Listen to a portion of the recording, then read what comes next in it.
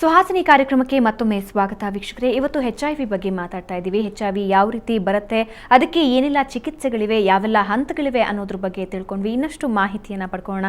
ಪ್ರವೀಣ್ ಅವರೇ, ಈಗ ನಾವು ಅಡಲ್ಟ್ಸ್ಗೆ ಬರೋದ್ರ ಬಗ್ಗೆ ಮಾತಾಡಿದ್ವಿ. ಆದರೆ ಕೆಲವೊಂದು ಸಲ ಏನಾಗುತ್ತೆ ಅಂದರೆ ತಾಯಿ ಗರ್ಭದಲ್ಲೇ ಮಕ್ಕಳಿಗೂ ಬರುತ್ತೆ ಅಂತ ಹೇಳ್ತಾರೆ. ಅಂದರೆ ತಾಯಿಗೆ HIV ಇತ್ತು ಅಂದರೆ ಮಗುವಿಗೂ ಬರುತ್ತೆ ಅಂತ. ಅದನ್ನು ತಡೆಯೋ ಸಾಧ್ಯತೆ ಏನಾದರೂ ಇದೆಯಾ?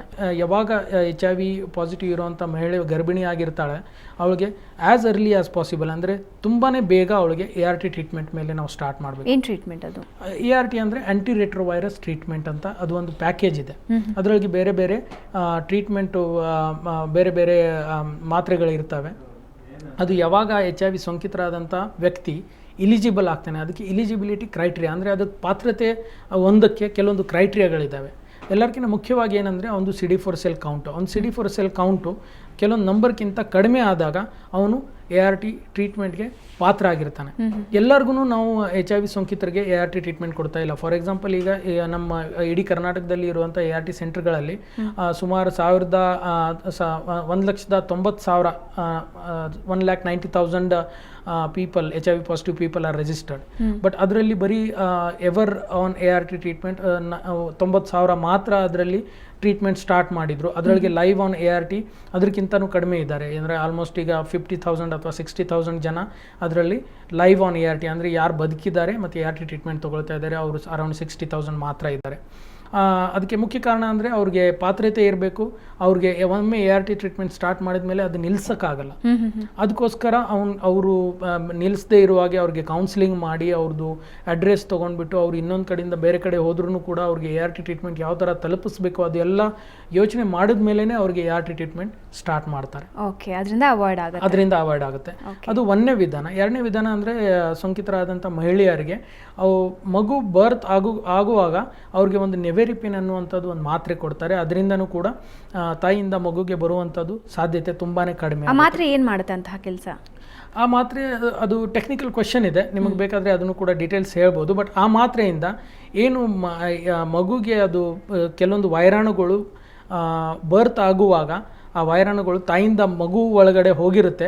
ಆ ವೈರಾಣುಗಳಿಗೆ ಸಾಯಿಸೋಕೆ ಅಂತ ಕೆಲಸ ಅದು ನೆವೆರಿಪಿನ್ ಟ್ಯಾಬ್ಲೆಟ್ ಅಥವಾ ನೆವೆರಿಪಿನ್ ಸಿರಪ್ ಮಾಡುತ್ತೆ. ಓಕೆ ಸರೋಜ ಅವರೇ, ಕೊನೆಯದಾಗಿ ಕೇಳುವಂತಹ ಪ್ರಶ್ನೆ, ಈಗಾಗಲೇ ಕೌಟುಂಬಿಕವಾಗಿ ಸಾಮಾಜಿಕವಾಗಿ ಸಾಕಷ್ಟು ದೌರ್ಜನ್ಯಕ್ಕೊಳಗಾಗಿರ್ತಾರೆ HIV ಸೋಂಕಿತರು. ಅಂದರೆ ಏನೋ ಒಂದು ಶಾಪಿತ ವ್ಯಕ್ತಿಯನ್ನು ನೋಡಿದಷ್ಟು ಕೀಳಾಗಿ ನೋಡ್ತಾರೆ. ಇಂತಹ ಸಂದರ್ಭದಲ್ಲಿ ಅವರು ತಮ್ಮ ಆತ್ಮವಿಶ್ವಾಸವನ್ನು ಯಾವ ರೀತಿ ಬೆಳೆಸ್ಕೋಬೇಕು, ಅವರ ದೈನಂದಿನ ದಿನಚರಿಯನ್ನು ಯಾವ ರೀತಿ ಬೆಳೆಸ್ಕೋಬೇಕು, ಅಂದರೆ ಅವರ ಆರೋಗ್ಯದಿಂದ ಇರಬೇಕು ಅಂದರೆ? ಅದು ನಮ್ಮ ಆತ್ಮವಿಶ್ವಾಸದ ಮೇಲೆ ಡಿಪೆಂಡ್ ಆಗುತ್ತೆ. ಮೇಯ್ನ್ ಯಾವುದೇ ಒಂದು ವ್ಯಕ್ತಿ ಸಮಾಜದಲ್ಲಿ ಅವ್ರದ್ದೇ ಆದ ಒಂದು ಪಾಸಿಟಿವ್ ಸ್ಕಿಲ್ ಇರುತ್ತೆ. ಬಟ್ ಆ ವ್ಯಕ್ತಿಗೆ ಅದು ಗೊತ್ತಿರಲ್ಲ. ಏನೋ ಒಂದು ಕಡೆ ಇದು, ಯಾಕಂದರೆ ಹೆಚ್ಚಿನ ರೀತಿಯಲ್ಲಿ ಮಹಿಳೆಯರ ಬಗ್ಗೆ ಹೇಳೋದಾದರೆ ಮಹಿಳೆ ಎಲ್ಲ ಕಡೆ ಎಲ್ಲ ರೀತಿಯಲ್ಲೂ ಕೂಡ ಇದ್ದಾವೆ. ಬಟ್ ಆಕೆದೇ ಒಂದು ಸ್ಕಿಲ್ ಗೊತ್ತಿರಲ್ಲ. ಈಗ HIV ಸೋಂಕು ಪರ್ಟಿಕ್ಯುಲರ್ಲಾಗಿ ಈ ಫೀಲ್ಡಲ್ಲಿ ಅಂತ ಹೇಳಬೇಕಾದ್ರೆ ಹೆಚ್ಚಿನ ರೀತಿಯಲ್ಲಿ ಮಹಿಳೆಯರು ಈ ಫೀಲ್ಡಲ್ಲಿ ಕೆಲಸ ಮಾಡ್ತಾ ಇದ್ದಾರೆ. ಅದು HIV ಸೋಂಕು ಇರುವಂಥ ವ್ಯಕ್ತಿಗಳು. ಆಕೆ ಯಾವುದೇ ಒಂದು ಕೆಲಸ, ಯಾಕಂದರೆ HIV ಸೋಂಕು ಅಂತ ಗೊತ್ತಾದಾಗ ಆಕೆಗೆ ಏನು ಮಾಡಬೇಕು ಗೊತ್ತಿರಲ್ಲ. ಗಂಡ ಸಿಕ್ಕಾಗಿಬಿಡ್ತಾನೆ. ತನ್ನ ಆರೋಗ್ಯ ನೋಡ್ಕೋಬೇಕು, ಮಕ್ಕಳ ಭವಿಷ್ಯ ನೋಡ್ಕೋಬೇಕು, ಮಕ್ಕಳ ಎಜುಕೇಷನ್, ಆಮೇಲೆ ಗಂಡನ ಮೆಡಿಸಿನ್, ಇಷ್ಟೆಲ್ಲ ಜವಾಬ್ದಾರಿ ಪರಿಸ್ಥಿತಿ ಅವಳ ಮೇಲೆ ಹಾಕಿರುತ್ತೆ, ಒತ್ತಡ. ಆ ಸಂದರ್ಭದಲ್ಲಿ ಆಕೆ ಕೆಲವು ನಮ್ಮ ಸಂಪರ್ಕ ಜಾಲಗಳಿವೆ, ಹಾಗೆ ನಮ್ಮ ICTC ಅಥವಾ ART ಕೇಂದ್ರಗಳಿದೆ. ಅದು ಔಷಧಿ ಕೊಡಲಿಕ್ಕೆ ಮತ್ತು ಕೌನ್ಸಿಲಿಂಗ್ ಎಲ್ಲ ನಮ್ಮ ಸರ್ಕಾರಿ ಕೇಂದ್ರ, ಅಲ್ಲಿ ಹೋಗಿ ಆಕೆ ಮಾಹಿತಿ ತಿಳ್ಕೊಂಡು ಕೆಲವು ಟ್ರೈನಿಂಗ್ಸ್ ನಮ್ಮ ನೆಟ್ವರ್ಕ್ಸ್ ಮೂಲಕ ಮತ್ತು ನಮ್ಮ NGOs ಮೂಲಕ ಇದಕ್ಕಾಗಿ ಸರ್ಕಾರ ಮತ್ತು ಇತರ ನಾನ್ ಗೌರ್ಮೆಂಟ್ ಆರ್ಗನ್ಸ್ ಕೆಲವು ಪ್ರೋಗ್ರಾಮ್ಸ್ನ ಮಾಡಿದೆ. ಅಂದರೆ ಎಂಪವರ್ಮೆಂಟ್, ಇನ್ಫಾರ್ಮೇಷನ್ ಕೊಡುವಂಥದ್ದು, ಮತ್ತು ಅವರಲ್ಲಿ ಏನು ಸ್ಕಿಲ್ ಇದೆ ಆ ಸ್ಕಿಲ್ನ ಡೆವಲಪ್ಮೆಂಟ್ ಮಾಡಿ ಅವ್ರಿಗೆ ಒಂದು ಕೆಲಸ ಕೊಡುವಂಥದ್ದು. ಈ ಥರ ಕೆಲವು ತರಬೇತಿಗಳನ್ನ ಅವರು ಅಟೆಂಡ್ ಮಾಡಿಬಿಟ್ಟು ಮಹಿಳೆಯನ್ನೇ ಇದರಲ್ಲಿ ಮುಂದೆ ನಡೆಸ್ತಾ ಹೋಗ್ತಾ ಇದ್ದಲ್ಲ. ಯಾಕಂದರೆ ಆತ್ಮಸ್ಥೈರ್ಯ ಗಂಡಸರಿಗಿಂತ ಮಹಿಳೆಯರಲ್ಲಿ ಹೆಚ್ಚು. ಯಾಕೆಂದರೆ ಆಕೆಗೆ ಜವಾಬ್ದಾರಿ ತನ್ನ ಮಗುವಿನ ಭವಿಷ್ಯ, ತನ್ನ ಗಂಡನ ಆರೋಗ್ಯ ನಂತರ ತಂದು ಬರುತ್ತೆ. ಬಟ್ ಇಂಪಾರ್ಟೆಂಟ್ ಇದರಲ್ಲಿ ಮಹಿಳೆ, ಯಾಕೆಂದರೆ ಆಕೆಗೆ ಇರುವಂಥ ಸ್ಕಿಲ್ ಅಲ್ಲಿ ತನಕ ಕೂಡ ಆಕೆಗೆ ಗೊತ್ತಿರಲ್ಲ. ಈ HIV ಫೀಲ್ಡಿಂದಾಗಿ ನಮ್ಮಂಥ ಮಹಿಳೆಯರು ಎಷ್ಟೋ ಜನ ಹೊರಗಡೆ ಬಂದಿದ್ದಾರೆ ಇದಕ್ಕೆ. ಬಟ್ ಇದು ಪಾಸಿಟಿವ್ನೆಸ್ ಅಂತ ಹೇಳಬೇಕಾ ಅಥವಾ ನೆಗೆಟಿವ್ ಅಂತ ಹೇಳಬೇಕಾ ಅದು ಗೊತ್ತಿಲ್ಲ. ಅದು ತುಂಬ ಒಂದೊಂದು ಸರಿ, ಯಾಕಂದರೆ ನಾನು ಅಟ್ಲೀಸ್ಟ್ ಒಂದು ಎಜುಕೇಷನ್, ಒಂದು ಇಂಗ್ಲೀಷ್ ಮೀಡಿಯಮ್ ಓದ್ಬಿಟ್ಟು ಒಂದು ಇಂಗ್ಲೀಷಲ್ಲಿ ಮಾತಾಡ್ತೀನಿ.